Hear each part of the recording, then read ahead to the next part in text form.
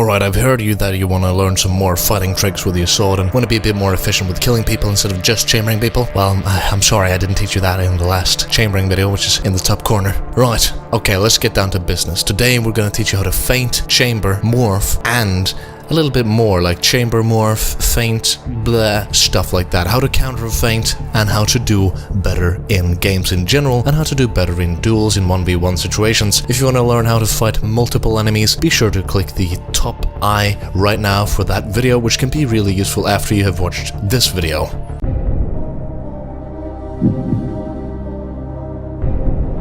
Okay, so what we first want to do is that we want to go into an empty local match on the camp, for example, just a training area, because it's nice and it looks beautiful. Now, in this area, we're just going to quickly practice dragging, accelerating, feinting, and morphing. These things are very easy, and we're going to explain them in a very simple format, so you can understand exactly what I mean and how to do it. I'm going to use the handler, or something like that, to show you, because it is easier to see the movement of the sword as it is long. This applies to every weapon in the game except the executioner sword.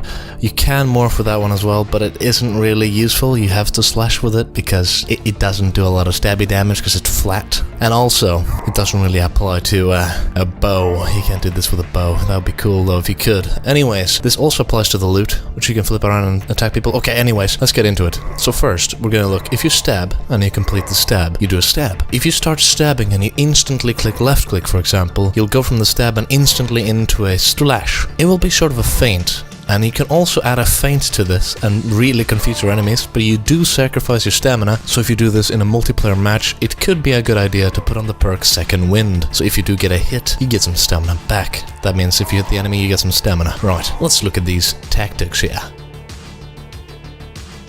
When it comes to dragging, we actually talk about when you want your attack to hit. And this might sound confusing in the beginning, but it actually is not. When you think about when you swing from the left to right, if you start looking left, it'll take longer for the sword to hit your target on the right. This can also be used in the opposite manner when it's called acceleration, where you accelerate your attack to hit your enemy earlier than what you'd originally hit them. I mean, you don't change the timing a lot, but you change it so much that it could be the definition of getting a hit or not getting a hit on your enemy. Now, dragging is really useful if you're fighting multiple enemies. The reason for this is because if you manage to get through one, you can disrupt the entire enemy line and make it pretty useful and really good to cut the grass or cutting down enemies.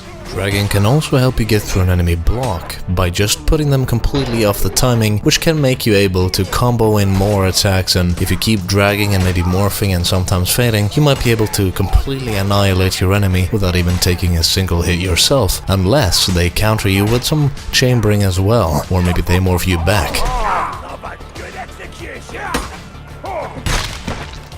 If you're gonna practice dragging, I would recommend you to go into a little private match with a bot, and you can easily try to, for example, start an attack and try to get the early hit almost instantly when the AI is out of your vision, and this is very complicated. I'm not the best sword fighter in this game, but I can tell you that this is very effective if you get good at it. You just gotta get really good at managing to keep an eye on the enemy, because when you do an attack like this, you can actually also gain some distance and avoid any other enemy incoming attacks, which could then lead you into another attack, for example a morph, and then get a hit or a kill. Hopefully you're interested in learning some dragging.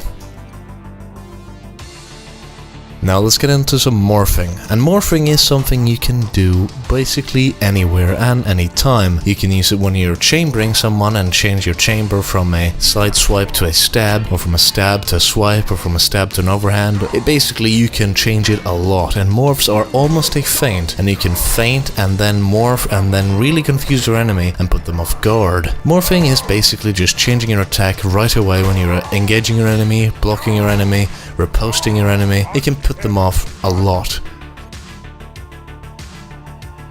And of course, finally, we're gonna talk about feinting. And feinting is one of those things, I don't like it when people do it to me, but it is really effective if you can pull it off correctly. Then again, there's a counter to feinting, which we're gonna talk about in a second. Now, feinting is basically cancelling your attack before you start going. And if you morph, then cancel, then go for the attack, that could be the devastating blow that you need to kill your enemy. Now, feinting is one of those options you got if you have a hard time getting through an enemy's block and you need to try to almost fake him out of their block. Then again, this is very very useless with shield people, where you would rather try to just get around them, stab them in their side, or just stab them on their shield over and over and over again until they run out of stamina. Also, feinting can be used to basically, you know, get you free hits here and there, and it's very cheeky. Most people don't know how to block against it. I struggle still because I have these bloody reflexes that just kick in and I'm like, ah shit. But we're gonna talk about the counter to chambering, at least a counter that I've seen work pretty well against myself, so we're gonna see how you can do this and counter a chamber, no I mean a feint.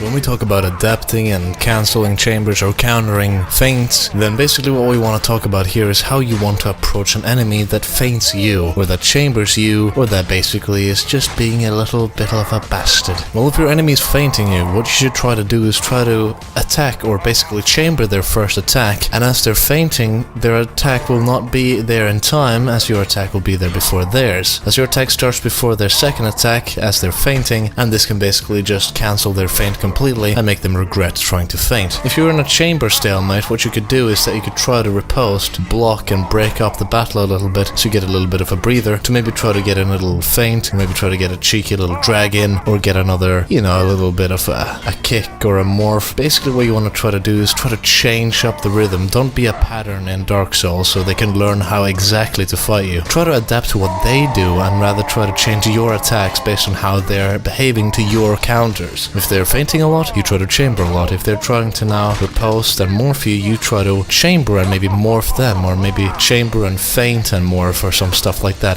to completely put them off guard. If you enjoyed this video and you find some of this really useful, please click the like down below. Please comment down below as well what you think of the game and what you want me to post. Anyways, if you haven't already, subscribe, and if you really haven't already, join the Discord. We're having a great time, a lot of people playing Mordhau here and there at the time, and be sure to maybe share this with a friend. If you do, thank you very much. I'm the Turtle, and until next time, have a great one on the battlefield and become the greatest warrior you can ever be.